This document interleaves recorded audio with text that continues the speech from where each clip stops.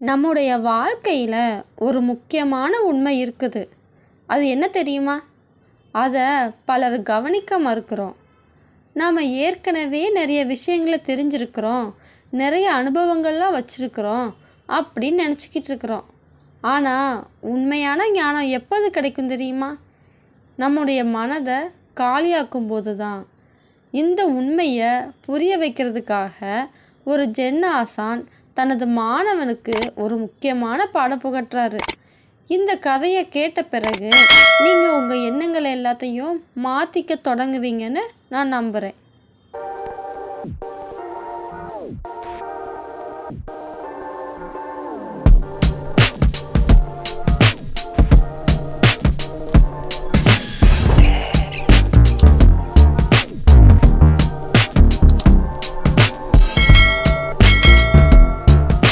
ஜப்பானில் ஒரு சிறிய கிராமத்தில் கெஞ்சி அப்படிங்கிற ஒரு இளைஞன் வாழ்ந்து வந்தான்.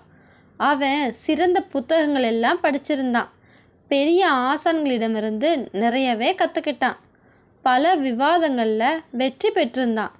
நான் ஏற்கனவே நிறைய அறிவை பெற்றுவிட்டேன் அப்படிங்கிற பெருமை அவனுக்கு நிறையவே இருந்துச்சு. ஆனால் அவன் ஒவ்வொரு முறையும் ஏன் உண்மையான ஆன்மீக அமைதியை என்னால் அடைய முடியலை அப்படின்னு யோசிச்சுட்டு இருந்தான். அதனால் ஒரு புகழ்பெற்ற ஜென் ஆசானை சந்திக்கணும் அப்படின்னு ஒரு முடிவு செஞ்சான்.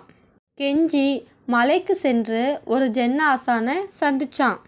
அவர்கிட்ட போய், ஆசிரியரே, நான் பல புத்தகங்களே படிச்சிருக்கிறேன், பல விஷயங்களை அறிஞ்சிருக்கேன். ஆனால் என்னிடம் ஒரு கேள்வி இருக்குது.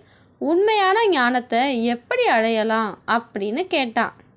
ஆசான் சிறு சிரிப்புடன், நீ முதல்ல என்னை ஒரு தேநீர் குடிக்க விடு அப்படின்னு சொன்னார். கெஞ்சி உடனே ஆசானுக்கு தேநீர் கொண்டு வந்து கொடுத்தான். ஆசான் அவரோட கோப்பையை எடுத்து வச்சுட்டு அதை பார்த்துக்கிட்டே இருந்தார்.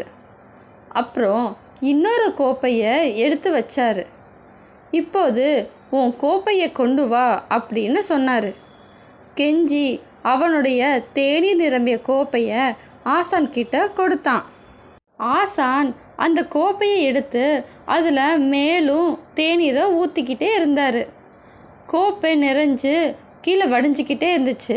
ஆனாலும் ஆசான் அதில் தேநீரை ஊற்றிக்கிட்டே இருந்தார்.